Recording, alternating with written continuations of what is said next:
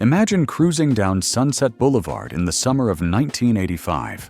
The smell of orange blossoms in the air, neon lights buzzing overhead, and your Walkman playing The Cure at full volume.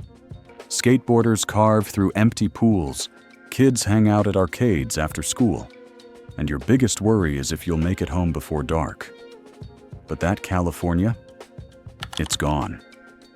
The one where teenagers ruled the malls, the radio shaped your identity, and rent didn't devour your dreams. What killed the soul of that California? The one built on rebellion, cheap rent, boomboxes, and big dreams? Let's go back to a time when California meant freedom and uncover the 5 forces that quietly erased it forever.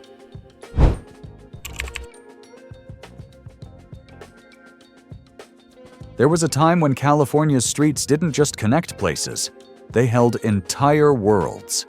In the summer of 1985, Sunset Boulevard wasn't a landmark, it was a pulse. The kind you could feel in your chest as you walked past the flickering neon of the Whiskey A Go-Go, the buzz of guitars pouring from basement clubs, and the sidewalk chatter of kids with Walkmans and something to prove. The Strip was loud, raw, and alive with people chasing art, chaos, and identity. No one asked for permission. It was youth culture in motion. Messy, rebellious, and utterly magnetic. You didn't go there to take photos, you went there to live. But that version of Sunset faded. What used to be a wild, untamed space of self-expression has been repackaged into real estate and Instagram moments. The grit was scrubbed out, the rents went up, and the soul slowly slipped away. Down in Venice, it was the same story with a different rhythm. You could hear it in the rumble of skateboards across cracked concrete and the clang of trucks grinding empty pools. This was Dogtown, and skateboarding wasn't a sport. It was survival, a language, a way out. Kids built their own ramps, their own style, their own legends, all under the sun and far from adult approval. Today, the skate parks still exist, but the freedom doesn't feel the same. Permits, cameras, branding, everything that once made Venice dangerous and electric now makes it safe and sellable. And just a few miles away, Hollywood Boulevard once offered a different kind of magic. It wasn't glamorous, but it was honest. Street performers, punks, indie theaters. It was a place where broken dreams piled up alongside real art. That edge is gone now, covered up by souvenir shops and costumed mascots. And in that shift, something essential was lost. Not just the places, but the permission to belong there without permission.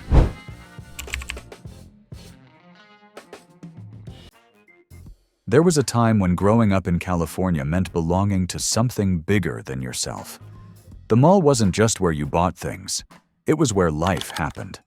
In places like the Sherman Oaks Galleria or the Hillsdale Shopping Center, you'd find kids lined up at the food court, drifting between record stores and movie theaters, and crowding around arcade machines with pockets full of quarters. The hum of fluorescent lights, the scent of pretzels and popcorn, and the flicker of neon signs were more than ambiance. They were memory itself. To be young in the 80s was to live in motion inside those walls, surrounded by noise, novelty, and community. Arcades were temples. You didn't just play Pac-Man or Galaga. You proved yourself, watched others, and became part of a tribe without ever speaking a word. Everyone was welcome as long as you had the nerve and the coins.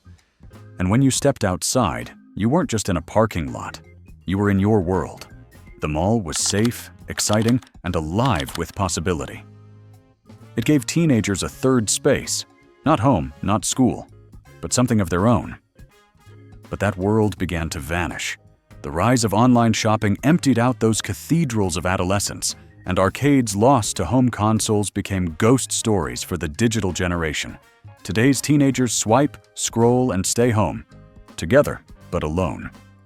What once brought people into shared space now keeps them apart. At the same time, another dream was dying quietly in the background. In the early 80s, owning a home in California wasn't reserved for the wealthy. A single-income household could afford a 3-bedroom in the valley or near San Jose without drowning in debt. Home ownership wasn't a luxury, it was expected. But as the decades wore on, prices rose and wages didn't. That middle-class dream, safe neighborhoods, backyard barbecues, 2-car garages, slipped out of reach for millions, leaving behind a sense of loss deeper than economics.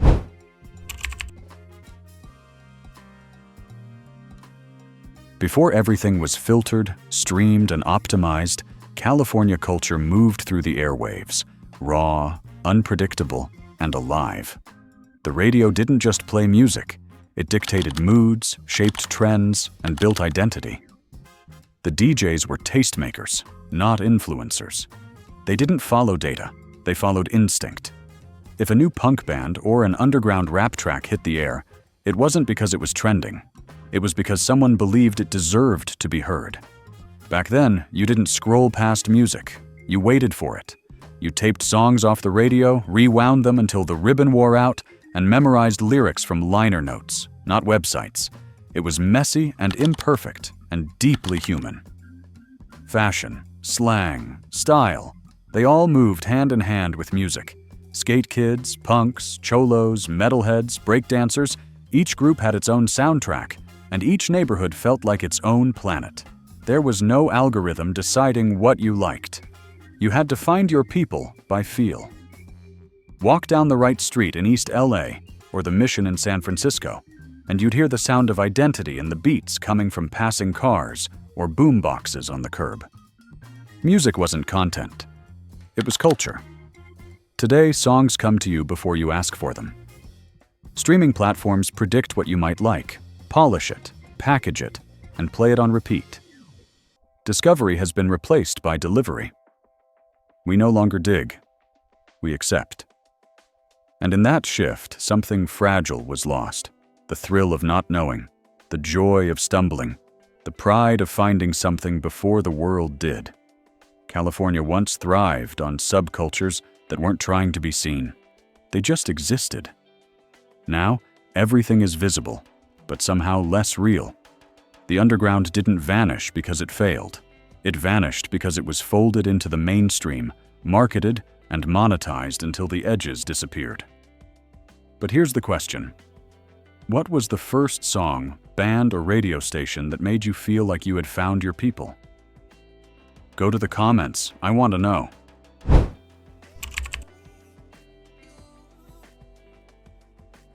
There was a version of Silicon Valley that barely shows up in documentaries or startup pitches. Before the unicorns, stock options, and glass towers, it was a land of circuit boards, soldering irons, and garage experiments. In the early 1980s, the valley felt more like a working-class suburb than the epicenter of global innovation. The people who built it weren't founders in hoodies. They were engineers in polos, machinists in overalls, and kids who took apart radios just to see how they worked. You could drive through Santa Clara or Sunnyvale and pass rows of modest homes, packed parking lots outside chip factories, and strip malls where future billion-dollar ideas were just sketches in notebooks. There was no hype, no influencer culture, no one live streaming their hustle. Back then, success didn't need to be seen, it just needed to function. Startups were scrappy, not celebrated. Apple was still climbing, Intel was grinding, and everyone knew someone who worked in tech, even if they didn't call it that yet. What made that Silicon Valley special wasn't just what it built, it was who it included. It wasn't a playground for venture capital or a magnet for global elite. It was local, it was physical, and it had room for middle-class lives. People could raise families, own homes, and work hands-on with the future, without being priced out of the present. Then the bubble came. As money flooded in, so did the cost of living, the exclusivity, the digital detachment. Garages gave way to campuses. Tools gave way to touchscreens. What once was built with wire and willpower became software. Endless, invisible, and increasingly unreachable to those who started it all. The valley stopped making things and started making platforms. And the people who helped build the foundation? Most couldn't afford to stay. The culture of experimentation was absorbed into the culture of disruption. The local hardware stores vanished, the community fabric frayed. Today's Silicon Valley is sleek, global, and untouchable. The one before it was flawed, but it belonged to someone, and now it belongs to no one.